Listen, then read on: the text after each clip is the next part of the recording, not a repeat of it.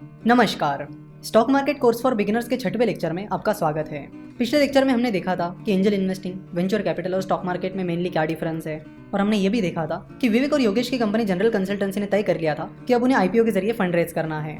चलो तो देखते हैं कि आईपीओ की क्या प्रोसीजर होती है। आईपीओ की इस पूरी प्रोसेस को SEBI, that is securities and exchange board of India, control करता है। सेबी कैपिटल मार्केट रेगुलेटर है। जैसे reserve bank of India, that is RBI, banks को रेगुलेट करता है, उसी तरह सेबी कैपिटल मार्केट को रेगुलेट करता है। तो आईपीओ के लिए फाइल करने के लिए सबसे पहले जनरल कंसल्टेंसी को कुछ इन्वेस्टमेंट बैंक्स हायर करनी होगी।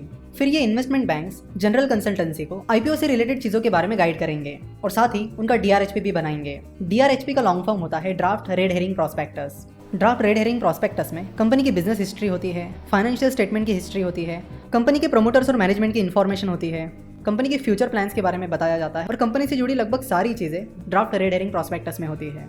तो इन्वेस्टमेंट बैंक्स कंपनी को डीआरएचपी बनाने में हेल्प करते हैं और फिर ये डीआरएचपी सेबी के पास सबमिट किया जाता है। फिर सेबी डीआरएचपी में दी गई सारी इन्फॉर्मेशन को चेक करते हैं। अगर सेबी को लगता है कि उन्हें और कुछ इन्फॉर्मेशन चाहिए तो वो वैसे कंपनी को इन्फॉर्म करते हैं। फिर कंपनी को इस इन्फॉर्मेशन को सेबी को बताना होता है।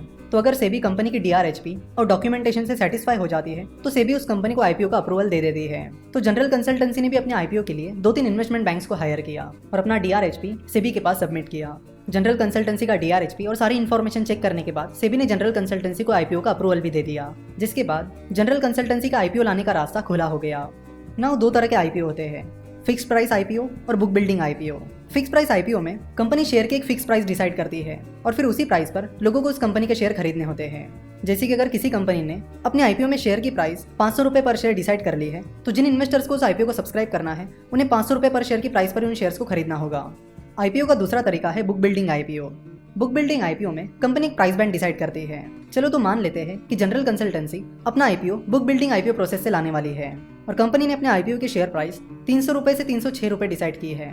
तो जिन लोगों को जनरल कंसल्टेंसी के आईपीओ को सब्सक्राइब करना है, यानी जनरल कंसल्टेंसी के शेयर आईपीओ में खरीदने हैं, उन्हें 300 से 306 रुपये के बीच अपनी बिडिंग लगानी होगी और फिर जिस प्राइस पर सबसे ज्यादा बिडिंग आ जाएगी वो प्राइस फाइनल प्राइस हो जाएगी, जिस पर सारे शेयर्स इशू किए जाएंगे। तो जनरल कंसल्टेंसी ने अपना प्राइस बैंड 300 से 306 रुपये रखा है। प्राइस बैंड में जो सबसे कम प्राइस होती है उसे फ्लोर प्राइस कहते हैं। तो यहाँ पर 300 रुपये प्राइस बैंड की सबसे कम प्राइस है, इसलिए 300 रुपये फ्लोर प्राइस है। प्राइस बैंड की जो सबसे ज्यादा प्राइस होती है उसे कैप प्राइस कहते हैं। यहाँ पर 306 रुपये प्राइस बैंड की सबसे ज्यादा प्राइस है, तो 306 रुपये को कैप प्राइस कहा जाएगा। आईपीओ जनरली 3 दिनों के लिए खुला रहता है, तो जनरल कंसल्टेंसी ने भी अपना आईपीओ 3 दिनों के लिए खुला रखा, जिसमें सबसे ज्यादा बिडिंग 306 रुपये के लिए आई, जो कि उस प्राइस बैंड की सबसे ज्यादा प्राइस थी। 306 रुपये पर सबसे ज्यादा बिडिंग आने की वजह से अब जनरल कंसल्टेंसी अपने शेयर्स 306 रुपये की प्राइस पर आईपीओ में बेच देगी।